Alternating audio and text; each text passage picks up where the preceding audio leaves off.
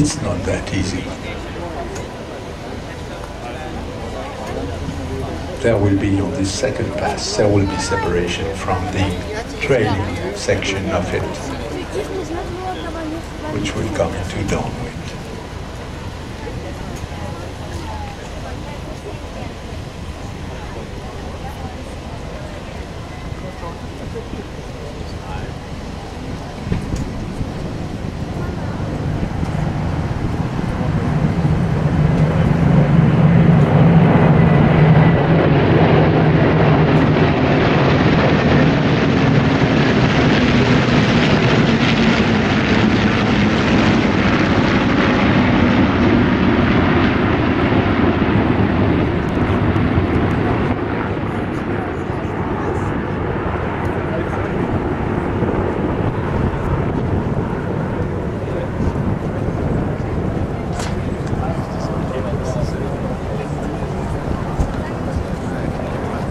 And you can see from look. Here they come.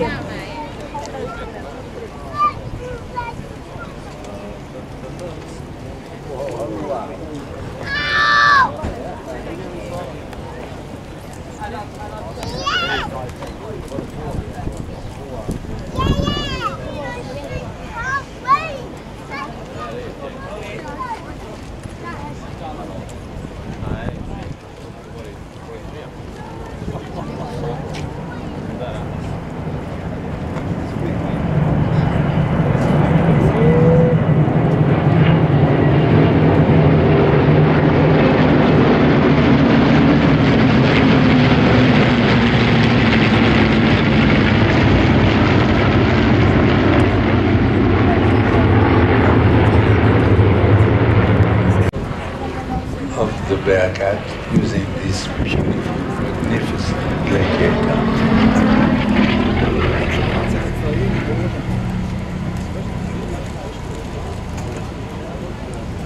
Doing the yo-yo, picking up energy in the bag, and using it to build up some other issue of the Flying Legends air show.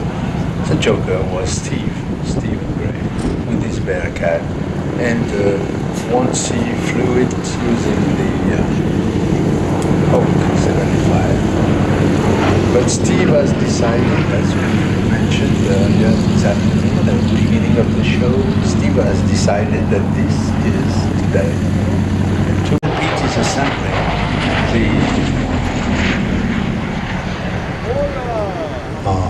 While Pete is assembling the Balbo, here comes the joker. And again we got a flutter of the Hawk. Because usually the joker, until to huge formations of flying floats, strongly, fiercely,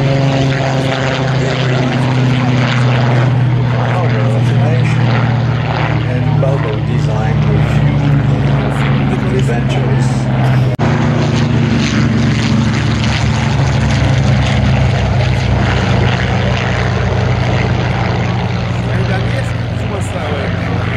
The Balbo is like an Italian aviation. So if one aircraft is important in the history of aviation for the humankind, this is it. Majestic DC-3. From a pilot's point of view, again, having spent a few hundred hours flying one, very easy enough. Go to Alaska, where you'll find some fabulous airlines called, for instance, Everett Airfuel, based in northern Alaska, and they fly to places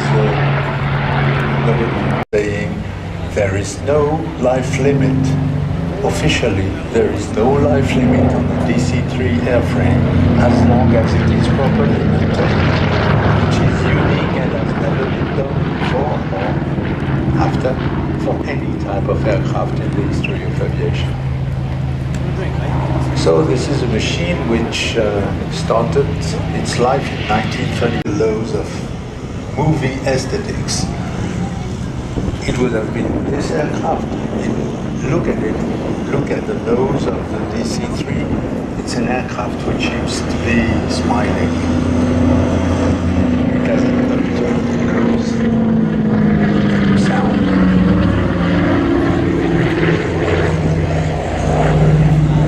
This aircraft is really one of the wonders of in the history of aviation.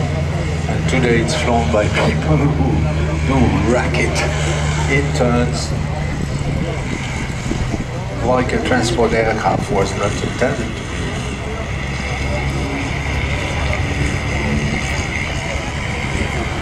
The DC-3 was born during the mid-30s as a transcontinental airliner able to link Pacific to Atlantic coast. And it was made to travel during the day and also during the night, to the point that in the beginning they called them DSTs for Douglas Sleeper Transport. Still alive in the world. It was the colors of the Swiss Air Force, to which it belonged. It is a Swiss made.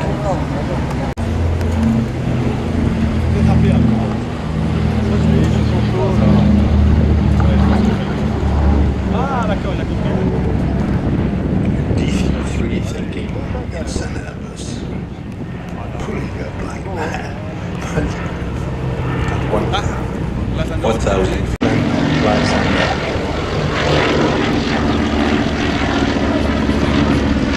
The Storch, look at the squiggly legs. And the Storch is just a high lift device with a cockpit. One of the top aerobatic pilots in the world in the 30s, and he also was an engineer, and he ran an aviation factory named after him.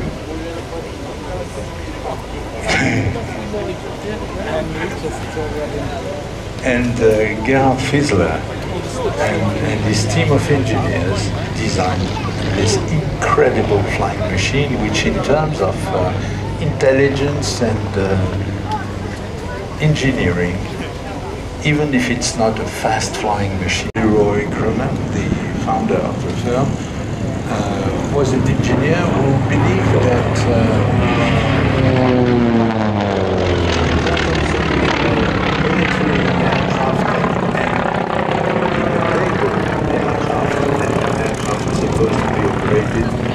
to and from aircraft carriers, and the main thing was to have a flyable machine which did not bite its pilot, which inspired confidence. And he reasoned that if a pilot has confidence in its little aircraft, organic, square wing, and highly maneuverable, and something built like the this was the theory behind the Grumman name. Anything wearing the name Grumman was built as a fold aircraft, in that they are very easy to maintain and operate machines, despite the fact that they are quite. This is a trainer, the Yak 11. And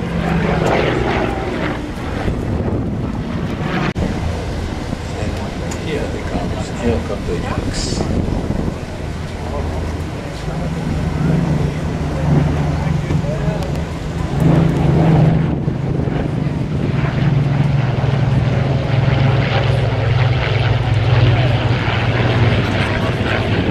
And it's got three versions of the same aircraft.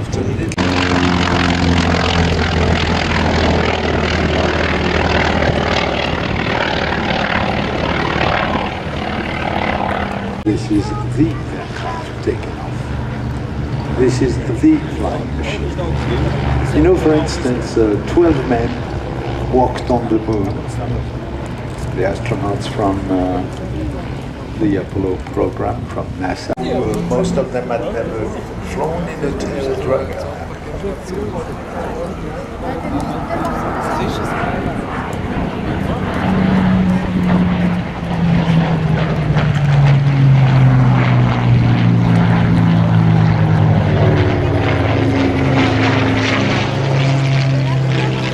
argument still rages, which are devoted to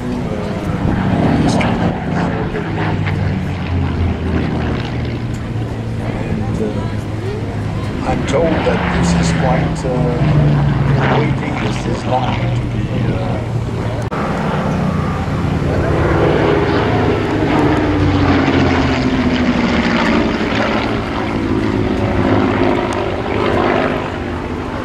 notice that the Spitfire doesn't have the pointed, elegant elliptical wings. It has a clipped wing, which is in fact, which can be retrofitted into a pointed wing. It's just a matter of unbolting the element which closes the wingtip. And this clipped wing was used for low altitude work, gave better maneuverability at low altitude. Some people think it's maybe a bit less elegant than 1931-32, and less than 6 years later, the first monoplane fighters arrived. This is one of the stars of the time, the Hawker Hurricane.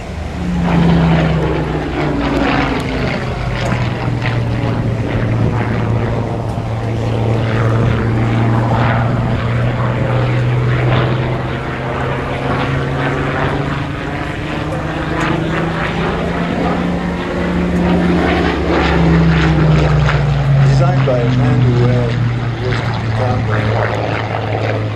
one of the most important aircraft designers of the 20th century. So to do, and George since then has learned to fly a Mustang in his taxi here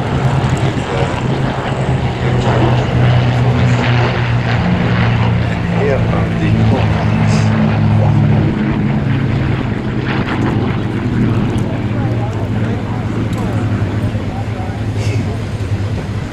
This guy is a P-51 Cadillac. Here you have 4 of them.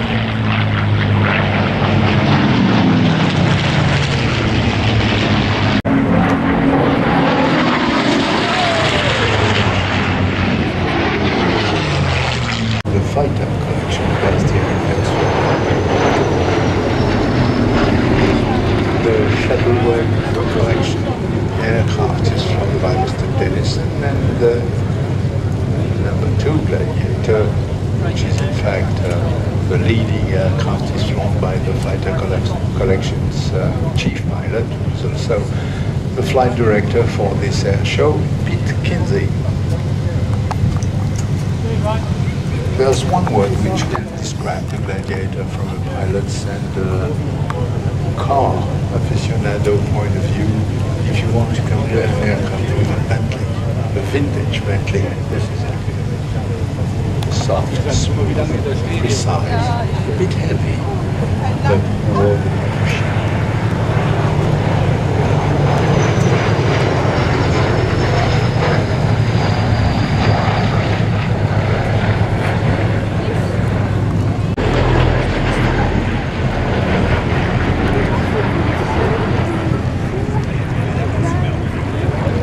Some feet all in different corners there, hanging on for dear life.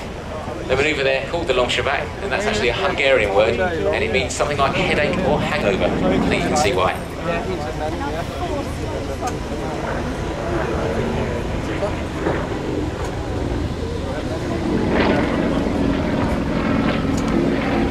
If you look in front of you there, we've got Aerostars. 1998, they won the silver medal from the FAA Grand Prix for formation aerobatics, which is actually quite an honour, with all the formation teams from around the world competing against each other, and the Aerostars took the silver medal there. Aerostars are pulling up 4 of them.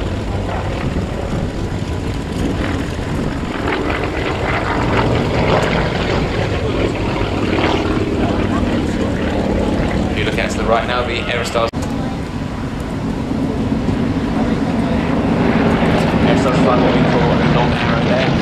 Phil leading at the front there, as Aerostar 6, Dave Baldwin, comes in from the right.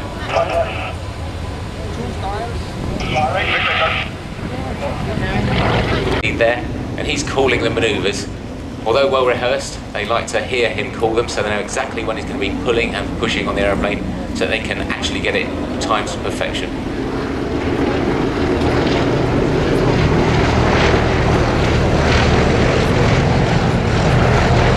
Aerostar's there pulling up for a wing over right. On Phil's right hand side, Aerostar 2, that is Gabriel Barton. He's flying the white aeroplane there just as they turn their smoke on. His white aeroplane with the red stars. Gabriel Barton's actually also an EasyJet pilot. He flies the Airbus for EasyJet Airlines. But that's not all he flies, apart from the Airbus for EasyJet. He also flies the helicopters for the medical services and for the police. So he's a multi-talented person. Pulling up there for the loop. And as we come at the bottom there, Aerostar 6 at the bottom there, that's Dave Boardman. He's departing to go and build up some energy, so climbing up to what we call on the peak expertly as they dive in from the right for a quarter clover to the left.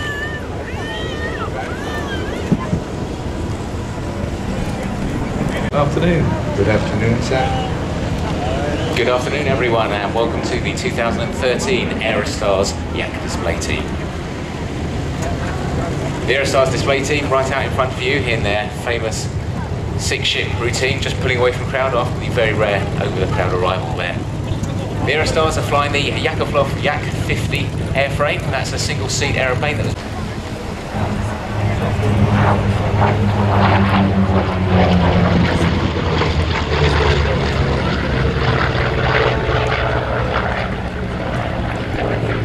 The Corsair is very American. It was even used during the Korean War against big jets, B-15s, and shot down some.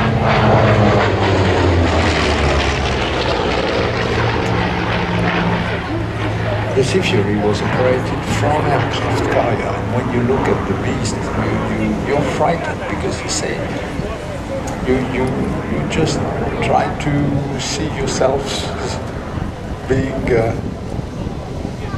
harnessed in the cockpit of the Sea Fury and trying to land this big machine on a very small piece of floating iron across in the bed.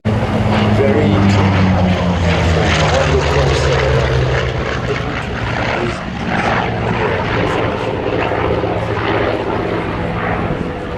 strange smoke rings made by the Sea Fury.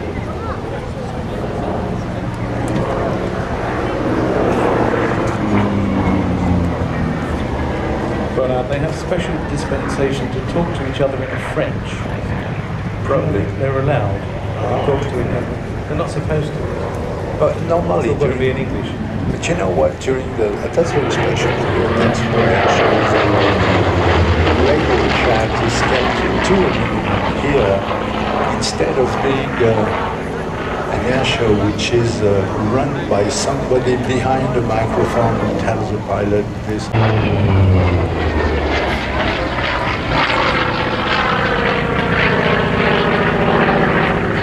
Sea Fury is what the British version of the story was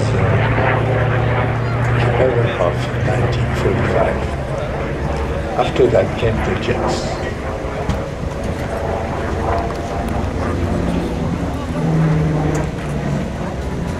This aircraft was, this Corsair is on the colors of the very famous look closely at the nose, you will find the logo, which is known by Formula One. Here they come. High speed, lots of horsepower.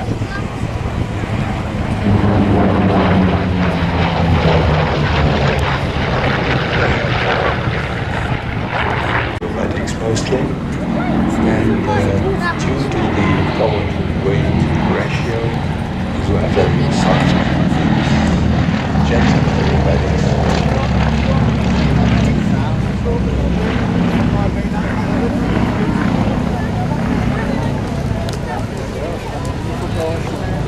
And the great moment in German sport aviation came during the Berlin Olympic Games in 1936, when aerobatics and gliding were part of the pre-Olympic demonstration sports and lead to aviation.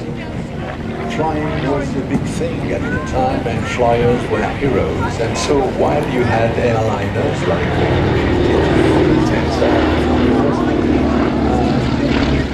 flying all over the world, you could go from Frankfurt to Berlin to Peking in U-52 like this one. You had flying clubs all over Germany, flying little aircraft like this the beauty of an aircraft, a small biplane which is so light under controls that when you fly it, you don't have the feeling that you're inside the machine you're operating. It becomes part of you. The wings are just extensions of your hands and your shoulders, and you become a flying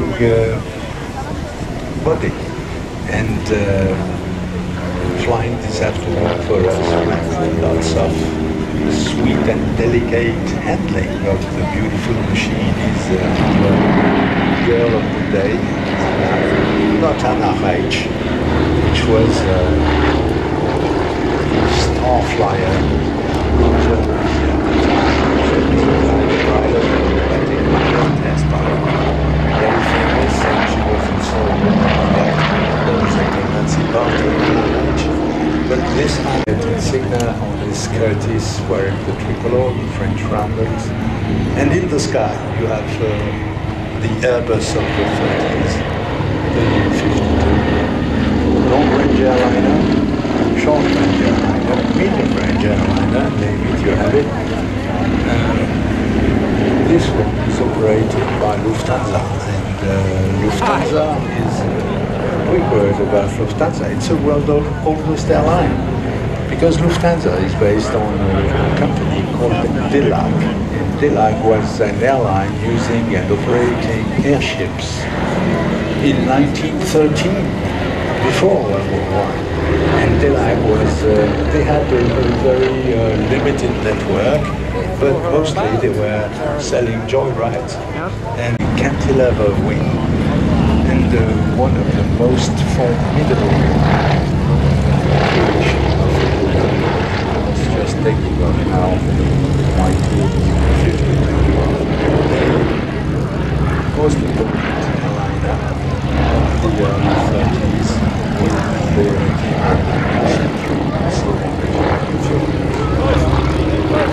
U-52, while taxiing you had the Curtis, which has fought the war on French colors, surviving today and flying.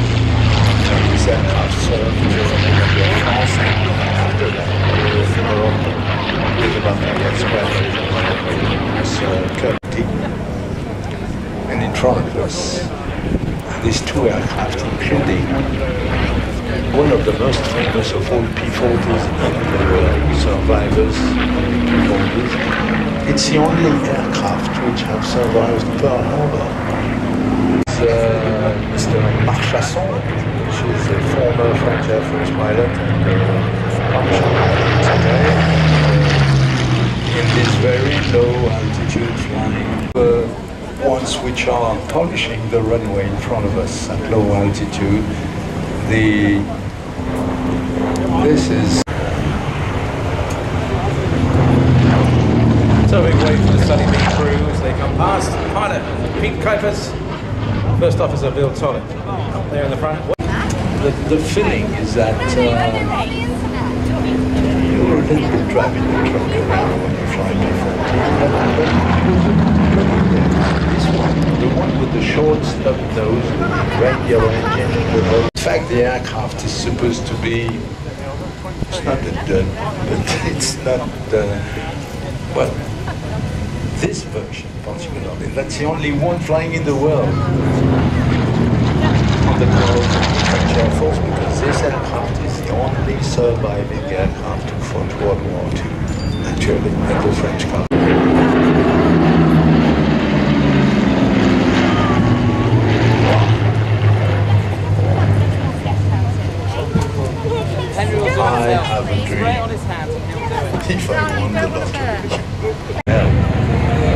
which was the first B-17 to complete a full tour of 24, I think, missions, bombing missions over Germany, and the crew returned intact, and their aircraft were intact, and so they became used by which usually was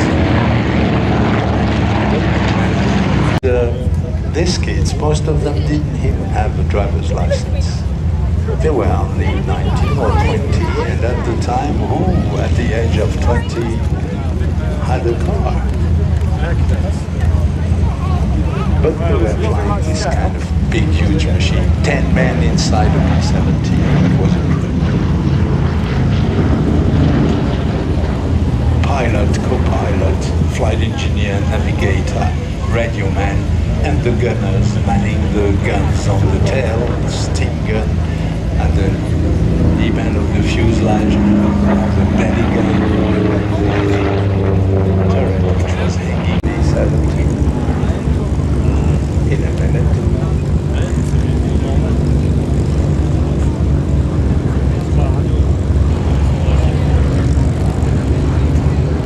These B-17s were bombers this time to bring to the heart of Germany. They were escorted by what they called little friends at the time, just like this big bellied P-47, the formidable fighter designed and built by Republic Aircraft in Long Island, just next door from Manhattan. You just cross around and you go to Long Island, and just 20 miles from Manhattan, you have from Central Park, you have Republic Field, and this is where they were built. Right there. 17. Manhattan. Your turn, dogs.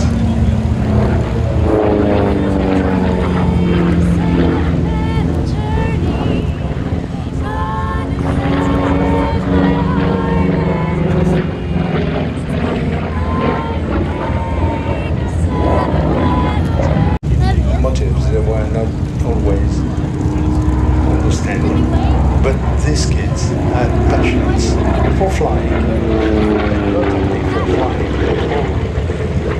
They all wanted which is They all normal, wanted to meet the girls. So and this is our. and they have passions for girls too, and we have 3 of them here. So this is our tribute to the guys that came over all those years ago. From the girls from Manhattan, the Manhattan Dolls. Sally B, piloted by Peter Kuipers, flight first officer Bill Tom.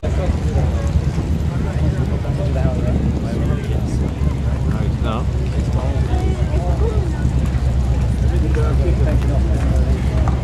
The B-17 is still flaps down and reducing your speed and adjusting the pitch of the propeller and the manifold pressure of the engine to approach. It's a later version equipped with a big engine, the Rolls-Royce 350.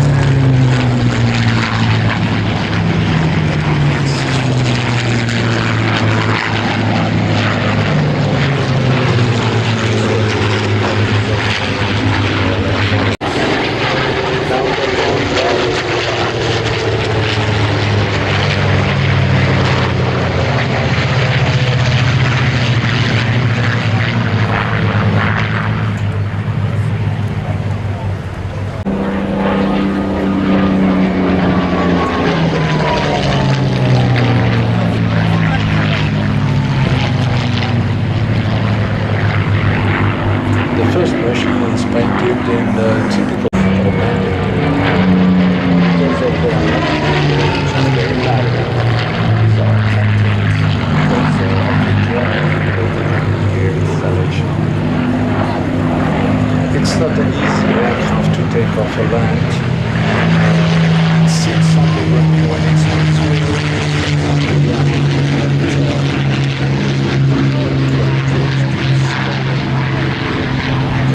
Armament.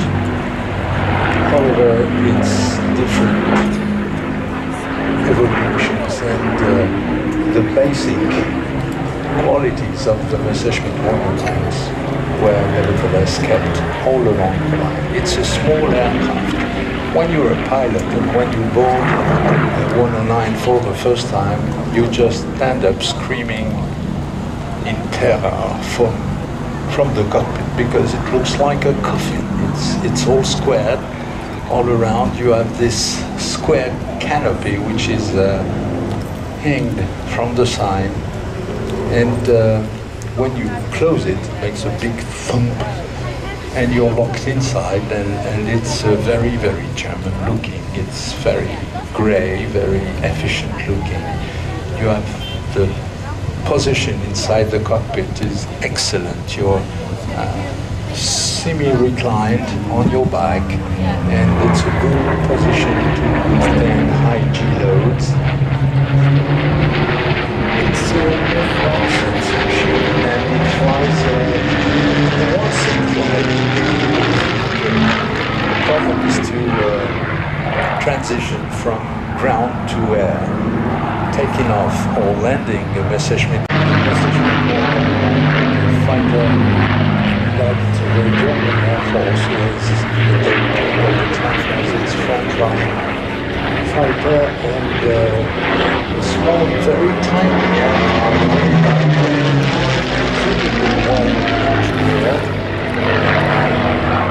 engineered not only for aviation, for aerodynamics, for its qualities as a flying machine, but also engineered to be produced in huge number, and no aircraft, no military aircraft has ever been produced in numbers like the Messerschmitt 109. I think it's nearly 30,000 of them were built during the whole war. And like the Spitfire, because it was a good design from the outset, like the Spitfire, this aircraft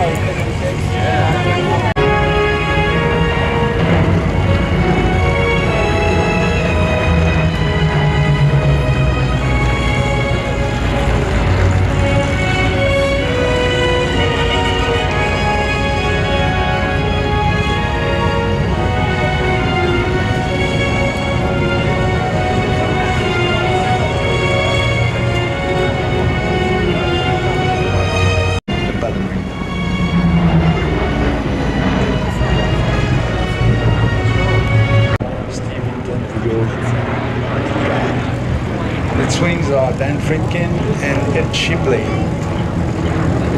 and this is the only aerobatic act using Spitfires in the world since probably the 1940s. Do you make him like a locust?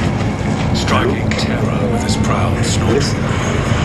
He paws fiercely, rejoicing in his strength, and charges into the fray. He laughs in fear, afraid of nothing. He does not shy away from the sword. Just a quick word about these aircraft. These are the early Spits. When you talk about Spitfires, you talk about aircraft which were manufactured before the war. Spitfire Mark 1, Mark 2, Mark 5, and during the war, of course. And at the end of the war, the Spits of 1945 were very, very, very different from the Spits from the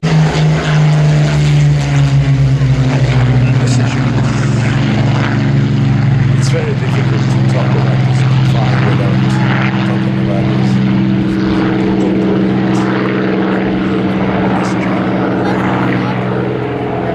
We'll get back to 3 minutes.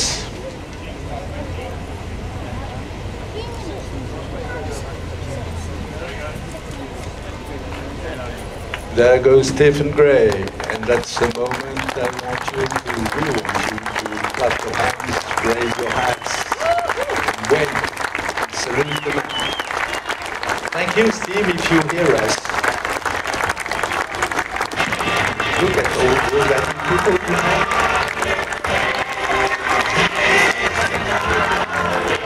These kids are in the plane and they're on the speed.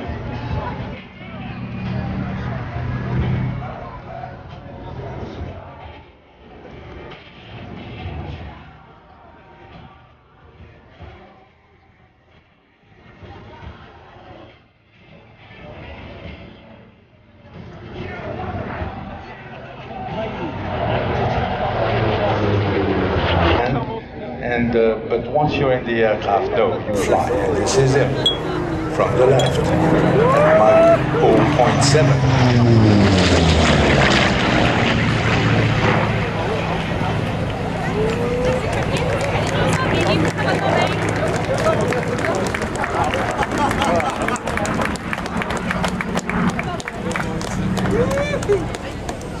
Le mec, il a presque 70 ans. Il a presque 70 ans, patron.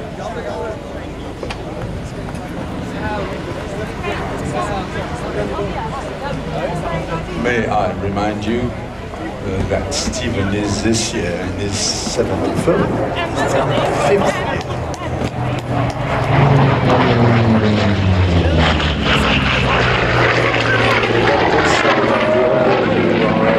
Better you are in terms of resistance to high kilos because your arteries are becoming too too hard and not supple enough, and so you are better suited to hygiene. This is it, and the Bearcat, the chief, the boss, Stephen.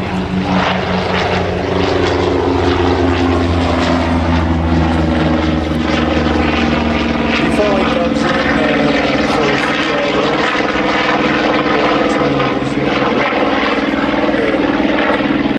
aviation called the fighter aircraft, the ultimate fighter aircraft. So the Bearcat was designed by Grumman Aircraft in New York.